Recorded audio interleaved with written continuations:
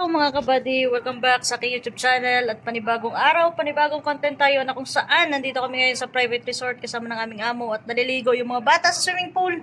Kaya iba yung aking background ngayon. Nandito ako sa may sa extra room na may aircon din. Mainit kasi sa labas mga kabady. Kaya ngayon, medyo komportable tayo ngayon at medyo kampante dahil nga si Kuya Val kanina is nag-live at may assurance na sa mga pangyayari. Kaya wag na natin patagalin mga kabady, panoorin natin to at reaksyonan. Kaya tara, let's go.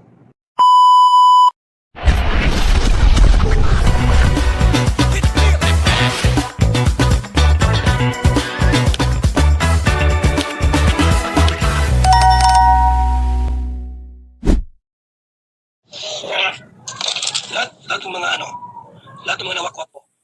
Nasaan sila ngayon? Tanong ko lang ako, nasaan sila ngayon? Kasi sabi ko sa inyo, hindi po magtatagal ang mga yun. Walang nagtatagumpay. Wala. O sige. Nasaan ngayon si R? Sinong R? Si Rina. Nasaan siya ngayon? Laos na.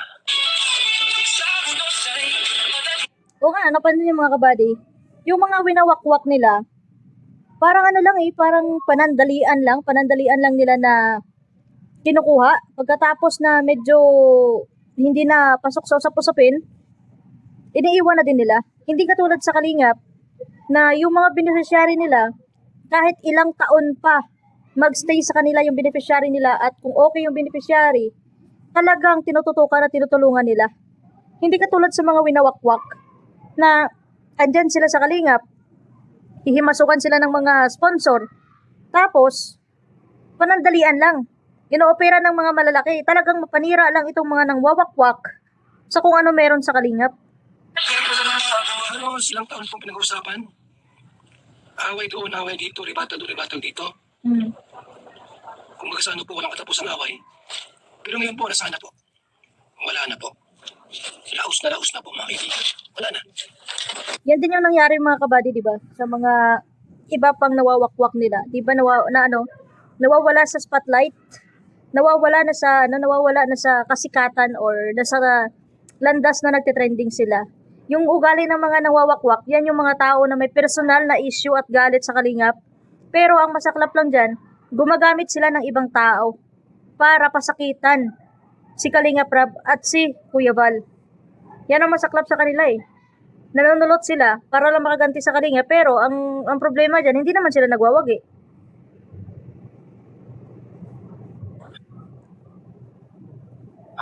Paano na? Dito kayo magkapagkapag. Sa simula, sige lang. Batikos. Lahat na lang po, pambubuli. Nagtatawanan. Panipang nyo, tawanan, di ba? Nagtatawanan, akala mo walang katapos ng kaligayahan. Ngayon, wala na. Ito mga kalingap na dito mga kaibigan. Tandaan niyo po, ano ngayon? Actually, sinabi ko na ito. Darating po ang panahon, hindi na siya pag-uusapan. Hindi na siya pag-uusapan. Tulad ng mga nauna. Hindi talaga malabo na biglang mabura na lang yan sila sa eksena or mabura yan sa usap-usapan na talaga. Lalo na kung ganyan yung mga attitude nila, hindi malabo na hindi sila malulusaw at hindi malabo na talagang mawala sila sa circle ng pinag-uusapan. Tandaan niyo po yan. Kahit mag-live may channel, wala na po. Wala nang papansin dyan. Kung mayroon mga sponsor, unti-unti po mawawala na rin po yun. Tandaan niyo po yan. Lahat ng kumalaban sa Kalingap, naghihirap at balik sa dati. Tandaan niyo po yan. Lahat ng kumalaban sa Kalingap, naghihirap at balik sa dati. Totoo naman kasi yan na dahil sa Kalingap, napapaahon sila sa hirap, natutulungan sila para umahon sa kaginhawaan, pero ang ginagawa kasi nila, ang titigas kasi ng mga ulo, talagang hindi imposible na hindi sila babalik sa kung paano sila nagkakahirap nung wala pa yung Kalingap. Yan yung real talk dyan Na yung iba, yung ginagawa ng Kalingap na magaganda, minamasama nila para lang may ipanira sila sa Kalingap kung ano meron yung Kalingap. Pero ang masaklap dyan, yung mga winawakwak nila na hindi naman nila matustusan hanggang dulo, yung kawawa dyan, yung mga beneficiary ng Kalingap na umalis dahil mas pinili sila. Tandaan niyo po yan. Sinasabi ko sa inyo. Karma is real. Karma is real. Pambihira yan. Si Edo, Ayan, dito na tayo mga kabady sa exciting part na dito na parang guminhawa yung pakiramdam ko nung narinig ko tong sinasabi ni Kuya Val about kay Edu. Na parang binibigyan niya tayo ng assurance bilang founder ng Kalingap at bilang ama ng tahanan ng Kalingap sa likod ng mga usap-usapin about sa kasal, about sa buntis, ganito, ganyan. Kaya pakinggan natin si Kuya Val mga kabady. ay may bagong minamahal. Oh, ayan na. Si Kuya Val na mismo nagsabi. Si Edu ay may bago ng minamahal. Kung si Edo po ay babalik sa dati, hambalusin ko siya. Aray mo. Ayan na, si Kuya Val na mismo nagsasalita. Na kahit siya, disagree siya, na bumalik pa siya kay Fujiko. Kasi nakikita naman ni Kuya Val kung anong meron yung babae na yun. Kung yan man yung magiging katuluyan ni Edu. Kaya ako itong dos. Huwag kayo bumalik sa dati po. May dos por Bumalik dos. sa dati. Matapos siyang malahurain. Naghanap ng dos por dos. Tinawag naman niya, tapos babalikan niya. Hambalusin talaga siya. Sabi ko sa inyo. Huwag na siyang mag-vlog. Automatic po. Sinasabi ko sa inyo, tanggal sa Kalingap yan. Ayan, Agoy. Narinig yung sabi ni Kuya Val. Kapag bumalik pa yan sa doon, at makipag-okay pa siya doon sa babae, kay Fujiko, siya na yung siya na yung sentensya kay Edo gamit yung 2x2. At yun nga, parang kakasabi niya ni Kuya Val na tatanggalin niya sa Kalingap. Kasi syempre bilang isang founder ng Kalingap, tapos may mga nababasa kasi ako mga kabady na comments na hindi naman totally kadugo ni Kuya Val si Edo kasi yung may kadugo talaga dyan si Ate Edna. Oo, ilagay na natin kadugo yan ni Ate Edna at hindi siya totally kadugo ni Kuya Val. Pero andyan na tayo na bilong sa pamilya na. Dapat 'di ba magkaisa na kayo diyan. Yan yung diyan yan yung tatak Pilipino na kapag nag-asawa ka at yung asawa mo, yung mga pamangkin niya, ituring mo na din na kamag-anak mo din o kadugo mo na din. Lalo na't ganyan din yung naitulong ni Kuya Val kay Edu at naging naging maganda din yung naging tinahak niya dahil din nasama siya sa Kalingap. So diyan sa ganyang binibitawan ni Kuya Val na salita mga kabady, parang nagkakaroon na tayo ng assurance sa mga haka-haka ng iba na si Edu may secret na kasal, magkakabalikan sila ni Fujiko, magkakaanak sila ni Fujiko, ganito ganyan. Kasi tayo hindi naman mapagkaila na andyan yung trigger natin andyan yung inis natin sa ginawa ng babae. Lalo na't pinatulfo si Kuya Val. Hindi na nila yun mababago pat hindi na nila mababawi yung sakit at yung sugat na nakatatak na malalim pa sa malalim yung tinatak nilang sugat doon So, dahil sa ganitong pahayag ni Kuya Val, parang nagkaroon tayo ng assurance na hindi kailangan mangyari pa ulit yun na bumalik pa si Edo kay Fujiko. Sa ganun pa lang na statement, parang napapagana yung pakiramdam mo na ay may assurance na to. Hindi na to imposible na balikan pa to ni Edo si Fujiko o ganito ganyan pa yung magiging status nila. Di ba malaking bagay kasi itong mga tao na to kasi na nagpapakalat ng mga fake news na to, ang sinasabi nila, may hawak silang katotohanan. Bakit hindi nila ilantad yan? Puro lang sila pasikot-sikot ng usapan, madudulas naman sa bibig nila, tapos hindi naman, ano ba yan? For the views lang ba talaga? Yan yung mahirap sa kanila Pwede naman nila, hawak naman nila yung katotohanan, may ebidensya naman sila, bakit hindi pa sabihin, hindi pa diretsahin na lang? Hanapan, makikipaglaro pa sa'yo ng tago-taguan? Nakakatindi. Pag si Edo po'y bumalik sa dati niya, sa ex niya, automatic po, mga kaibigan. Ang ganda din sa Kalingap. Pati si Olive, kasama niya sa pagtanggal sa Kalingap. Sigurado yan. Kasi pinalahura ka na nga. Pinahiya ka na. Pinatulpo na tayo. Tapos, basta ganun lang. Ha? Abay, parang hindi maganda. Yan yung gusto naming makita, Kuya Val. At yan yung gusto naming marinig bilang ikaw, yung ama at founder ng Kalingap, na kailangan may prinsipyo ka at panindigan mo kung ano yung tama sa mali. Hindi yung dahil lang sa kilig, magpapadala ka din. Magpapadala ka din sa emotion mo na maawa ka, na ganito, ganyan. Isipin mo, ikaw yung dito. Ikaw yung biktima dito. Hindi sila. Lalo na't dinala ka pa sa Rafi Tulfo in action. Parang kinailusog ka mo. Ang bihira kayo na pagka ginawa mo yan, abay, hindi pwede. Talaga totoo yung mga kaibigan. Pag si Edo po'y bumalik sa dati niya, pag umibig muli at bumalik, halimbawa, nagmakaawa. Halimbawa lang. Walang masama sa halimbawa. Nagmakaawa si Edo. O itong babaeng ito, na nagpahiya sa kanya. Umiyak, may suri. O, patawarin niya. Patawarin niya, pero yung sabihin natin, babalik at tanggapin niya, ay, Ibang usapan na yun. Yan nga ang kanina napanood din natin siguro doon sa isang vlog din na in-interview si Edu na hindi naman talaga siya mapagtanim ng galit. Oo, ando na tayo. Pero isipin mo din yung mga taong nasa paligid mo na nasaktan din.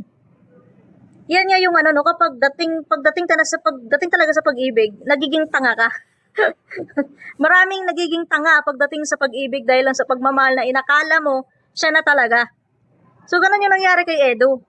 Parang hindi mo din maintindihan kasi si Edo minsan eh. Katulad niya ng sinasabi niya, kung ano yung mga nasa harap niya, parang yan na yung gusto niyang tahakin, mapasama man siya o hindi, ang importante sinubukan niya. Parang hindi siya nag-iisip na i-go yung isang daanan kung ano yung magiging resulta. Ang importante sa kanya na subukan niya. So yan nga yung ni Kuya Val na pag humingi ng pasensya, patawarin mo. Pero wag mo nang balikan na maging okay pa kayo totally katulad dati na ibalik niyo pa kung ano yung nakaraan niyo. May lamat na. Ibang usapan na yun. pati si Edo po. Pati si Edo. Huwag na siya mag-vlog. Magtrabaho na lang siya. Huwag na siya magkalingap. Siya pambihira yan. Matapos kang palahurain, pagtawanan, at sabihin, manyak. Ang pamangkin mo, Kuya Val, manyak. Abay, pambihira naman yan. Matapos ang lahat, hindi pwede. Yan yung gusto naming marinig sa'yo mismo, Kuya Val. Yung prinsipyo mo. At paninindigan mo bilang isang ama ng tahanan at bilang isang founder ng tahanan na kung sino man yung mga gumawa sa'yo ng hindi maganda, bigyan ng aral at leksyon yan. Huwag mo nang iurong pa kung ano yung nasimulan mo. Bigyan sila ng leksyon ng matauhan at nang malaman nila kung hanggang saan yung limitasyon nila pagdating sa pakikipagsawsaw nila sa kung ano meron sa kalingap. Bigyan mo na sila ng boundaries. Hindi porket for content lang sila, hahayaan nyo na sila na pati personal ninyo inaatake na. Yan yung gusto naming makita at yan yung gusto naming marinig. Na may prinsipyo ka at may paninindigan ka para sa sarili mo at para sa buong Team Kalingap na mabigyan ng hustisya ang pinagagawa ng mga taong ito sa likod ng mga pagtulong ninyo sa kanila. Yung vlog ni Erwin, saan niya kinuha yun? Saan niya kinuha yung video na maka-old video yun? Lumang video. Ayan oh. Ito yung kumakalat ngayon at nagtitrending eh. Yung video ni Erwin TV. Ito nga sabi ni Kuya Val, saan niya nakuha yung video na yun? Baka old video na yun. Tsaka wala naman siyang nilalatag, puro lang siya verbal eh. Sinasabi niya na totoo daw, hindi naman chismis, pero wala naman siyang nilalatag kung ano ba talaga yung basihan para masabi niya na si Edo yun. Hindi pwede siya. Makiliman ako pa si Edo. Matapos siyang balahurain, matapos siyang saktan, ipahiya sa buong mundo. Tapos, sa halimbawa, nalapit, humingi ng suri, tawad, tapos, tinanggap niya muli, at naging sila. Abay, hamalusin talaga siya. Hamalusin talaga yan. Gurado mga kaibigan. Saka makita ng ganun. Pinahiya ka na nga, pinagtawanan ka na, nilait ka na, lahat na. Tapos, nagsuri, lumapit, ganon. Dahil nga Kuya Val sa ngalan ng pag-ibig, yung pamangkin nyo ng misis mo, wala na, nabuang na. Pero, ay dami namang nagsasabi na, na hindi naman babalikan ni Edo yun. At, batay sa sa mga nababasa ko sa mga comment section about dito sa usapin na to, maraming mga supporters ni Edo na umaalma sa ganitong usapin, na kapag totoo man mangyari to, may tendency na mag-unsubscribe sila kay Edo. At hindi imposible na yung mga supporters niya dati, kapag ginawa niya pa ito na makipagbalikan pa kay Pudjiko, hindi malabo na yung mga supporters niya ay hindi din siya ibabash. Pati supporters niya dati siguro pag mangyari yun, panigurado magiging basher niya na din. At ang masaklap lang kasi dyan kay Edo, na yung ginugusto ng karamihan, yung marinig mismo nang galing sa kanya sa account niya mismo, pero sa ibang account niya pa pwede sabihin at doon pa siya nagpapa-interview. Na kung saan, siya na yung naka-fronty dito. Na pwede niya naman gawin. Ora mismo para lang ma-clear lang lahat yung ano merong kumakalat dito sa social media about sa kanya. Hindi pwede po yan. Okay lang po na magpatawad. Di ba? Okay lang na magpatawad. Siyempre, tao lang tayo na dapat magpatawad. Pero yung babalik, tanggapin mo muli. Aba naman, kahit sino sa kanila po, walang babalik dito. Kahit sino sa kanilang mambalahura. Huwag na silang bumalik dito. Ha? Marami na pong mga umalis dito sa Kalingap. Marami na pong umalis. Sa simula, okay. May sponsor, may views. Pero po, unti-unti. Pati si Dr. Lab, wala na yan. Sigurado. Ayun. Si Dr. Love. Si Kuya Bal na mismo nagsabi na wag nang pabalikin yan at wala nang babalikan yan. Kasi napansin niyo mga kabady, simula nung nalaman niya, nakakasuhan siya, nagbait-baita na siya ngayon. Parang kinukuha niya na naman yung atensyon ng Kalingap para kaawaan siya para makabalik sa Kalingap. Na kung saan, siniraan na niya ang Kalingap, binalahura niya pa. Tapos ngayon, na sila na yung nakikipagbardagulan ni Lupin. Yung ano niya, yung side niya nasa Kalingap na naman, para saan? Para iurong kung anong merong kaso ka? Para saan? Para yayain ka na naman na bumalik ka sa Kalingap. Na kung saan, pag nakita mo naka-live yung mga Kalingap, ibang Kalingap, pumapasok ka para magpapansin. Pero yung ending, ano nangyari sa'yo? Deadma ka. Kaya hindi mo na maluloko duklat yung mga tao na totoong nakasuporta sa Team Kalingap. Hindi mo na sila madadala sa kadramahan mo na pakumpara sa'yo for content lang, hindi mo alam yung sakit na epekto ng for content mo sa tao. Kahihiyan at kasiraan sa dignidad nila yun at personal nilang buhay yun. Hindi mo na may babalik yan. So, malinaw lang na hindi na talaga pabalikin ni Kuya Bal yung mga umalis sa Kalingap, lalong-lalo na si Dr. Love. Ito yan. Sigurado yan. Balik sa dati yan. Balik sa dati. Mahirap magkaroon ng community. Yung tingwapa ninyo, wala yan. Wala yan tingwapa ninyo. Wala na yan. Ha? Wala na yan tingwapa ninyo. Ang tingwapa po hindi po yung community. Tingwapa, hindi yung community. Small group. Grupo ng mga rebelde yan. Grupo ng mga rebelde. Hindi siya community. Ang tingwapa. Yan ay grupo ng mga rebelde. Bihira kayo. Mahirap makabuo ng community po. Mahirap makabuo ng isang komunidad. It takes more years. Hindi lang po time. Years. Saka makakitang wala pang isang taon. Ano? Sabihin mo community. Hindi ang community. Grupo ng mga rebelde. Pagpalahura. Ang tingwapa. Tandaan mo po yan. Ilang buwan pa. Luso na yan. Yung pera mo. Hindi na talaga magtatagal yan kasi ngayon pa nga lang, ilang buwan pa lang sila. Sila yung una nagkakaisa para pagkaisahan yung Kalingap. Pero ano nangyari ngayon? Sila na din yung nagkakarambulan dyan. Sila na din nagkakapahiyaan at naglalaglagan sa bawat isa. So hanggang dito lang muna mga kabady yung ating reaksyon at malinaw na nanggaling mismo kay Kuya Val yung mga salita na nagpapaklaro sa atin para may masasabi tayong meron tayong assurance na kung ano man yung pwedeng mangyari kay Edo tsaka kay Fujiko, may desisyon na si Kuya Val kung ano yung gagawin niya bilang ama at founder ng Team Kalingap.